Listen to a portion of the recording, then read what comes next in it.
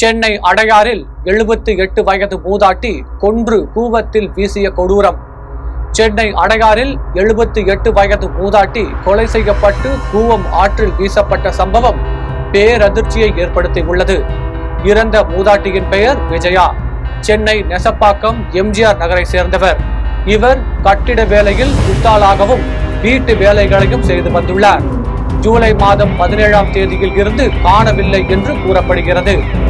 இது குறித்து அவரது மகள் லோகநாயகி எம்ஜிஆர் நகர் காவல் நிலையத்தில் ஜூலை 19ஆம் தேதி புகார் அளித்துள்ளார்.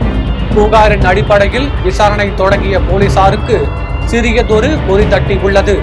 அதாவது பக்கத்து வீட்டு வாலிபர் வலிய வந்து உதவி செய்வது ஏதோ வித்தியாசமாக தோன்றியுள்ளது.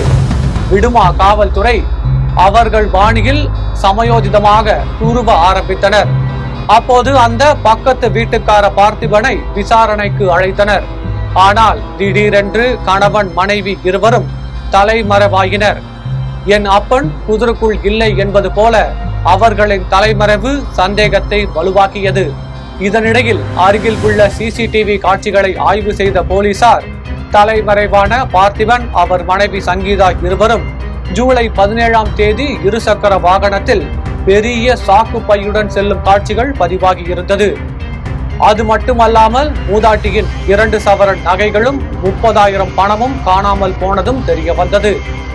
மேலும் விசாரணையில் பார்த்திபன் மீது KK நகர் காவல் நிலையத்தில் ஏற்கனவே வழிப்பறி வழக்கும் பதிவாகி உள்ளது தெரிய வந்தது. சந்தேகம் ஏறக்குறைய ஊர்ஜிதமான நிலையில் விசாரணையை முடுக்கியது. செல்போன் இருக்க சிரமம் ஏன்? ஆம், காட்டி கொடுத்தது செல்போன் சிக்னல். விருதுநகரில் பதுங்கி இருந்தது கண்டுபிடிக்கப்பட்டு அங்கு விரைந்த போலீசார் சுற்றி வளைத்து பிடித்தது. விசாரணையில் மூதாட்டியை துண்டு துண்டாக வெட்டி சாக்கு பையில் அடைத்து அடையாறு கூவம் ஆற்றில் வீசியதாக தெரிவித்துள்ளனர். சம்பவ இடத்திற்கு விரைந்து சென்று போலீசார் உடல் வீசிய இடத்தை கண்டுபிடித்து உடல் இருந்த சாக்கு பையை கைப்பற்றி பிரேத பரிசோதனைக்காக அனுப்பினர். பாடிய வாயும் ஆடிய காலும் சும்மா இருக்குமா? திருட்டு குற்றங்களில் ஈடுபடுபவன் சும்மா இருப்பானா? 2 சவரன் நகை செய்த வேலை.